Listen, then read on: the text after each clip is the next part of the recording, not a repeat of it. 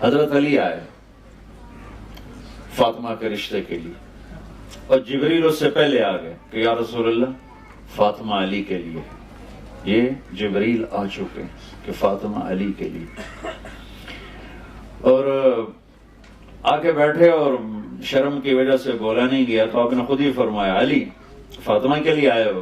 ان کے جی۔ تو آپ نے کہا انشاءاللہ، اور یہ کہہ کر اٹھ کے چلے گئے۔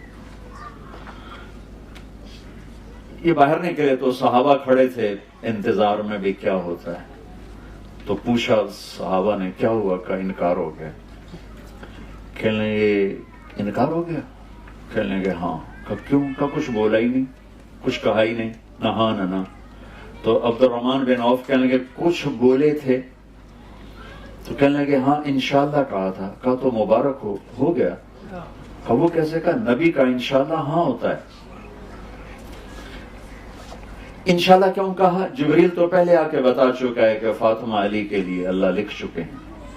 یہ بہت بڑا سبق آپ کو سنا رہا ہوں اپنے نبی کی زندگی کا۔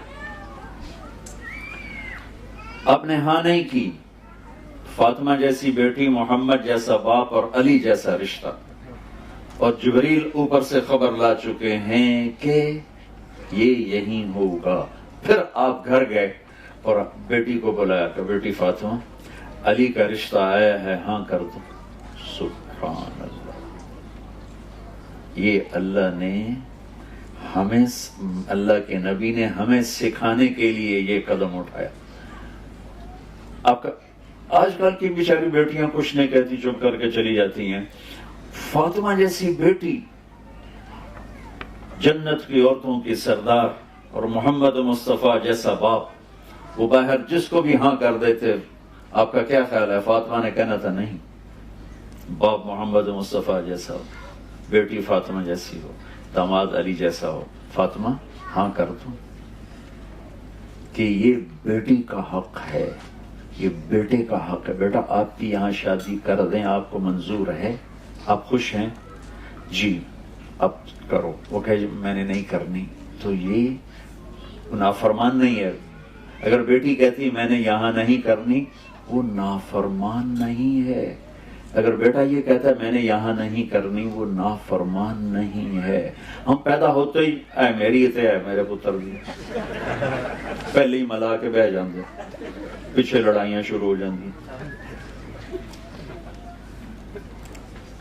میں قربان جاؤں، کیا خوبصورت سبق دے رہے ہیں۔ ہم اپنی بچیوں کو اٹھاتے ہیں، شادی کرتے ہیں، لیکن ہمارے ملک، مجھے یہاں کا نہیں پتا کیا معاشرہ، ہمارے ملک میں بچیوں سے نہیں پوچھا جاتا، صرف ان کو خبر دی جاتی، اسی طرح اتنے رشتہ کر دیتے۔ وہ جانور ہے، انسان ہے، وحشی ہے، بدماش ہے، بس اب ہم نے یہی کر دیا ہے۔ ہماری عزت کا سوال ہے۔ یہ ماں باپ اپنی ایک جھوٹی عزت کا بت بناتے ہیں، پھر اس کی پوجا کرتے، اپنی اولاد کو ذبح کر دیتے۔ تو یہ میرے نبی کی زندگی کی کیا خوبصورت ادا ہے۔ جب حضرت فاطمہ نے ہاں کی تو آپ فوراً باہر نکلی۔ ہم نے کہا علی بلاؤ، علی آ گئے، لوگوں کو اکٹھا کرو۔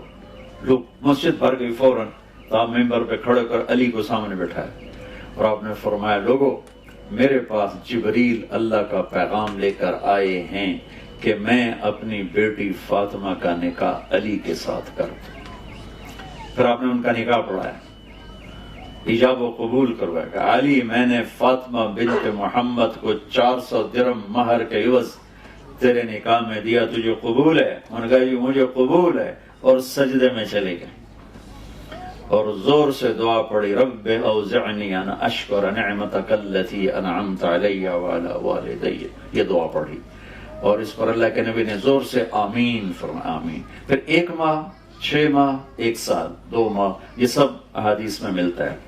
فوری رخصتی نہیں ہوئی، کچھ عرصہ ٹھہر کے، وہ تھوڑی مدت بھی لکھی ہوئی ہے، لمبی مدت بھی لکھی ہوئی ہے، لیکن جب رخصتی ہوئی تو آپ نے علی کو کہا کہ آ کے فاطمہ کو لے جاؤ۔ علی اونٹنی لے کر آئے، سلمان فارسی ساتھ آئے، عقیل ساتھ آئے، آپ علی کو اندر لے کر گئے اور فاطمہ کا ہاتھ پکڑ کے علی کے ہاتھ میں دے کر فرمایا علی تجھے نبی کی بیٹی مبارک ہو۔ سبحان اللہ۔ پھر فرمایا میری بیٹی فاطمہ، مجھے اپنی فیملی میں جو سب سے پیارا تھا میں نے تیرا ہاتھ اس کے ہاتھ میں دے دیا ہے۔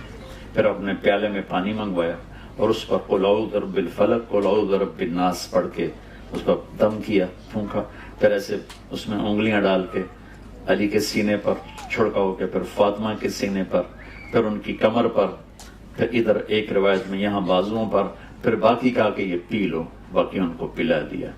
میرے نبی ایک زندگی دے کر گئے، ایک بھرپور زندگی دے کر گئے۔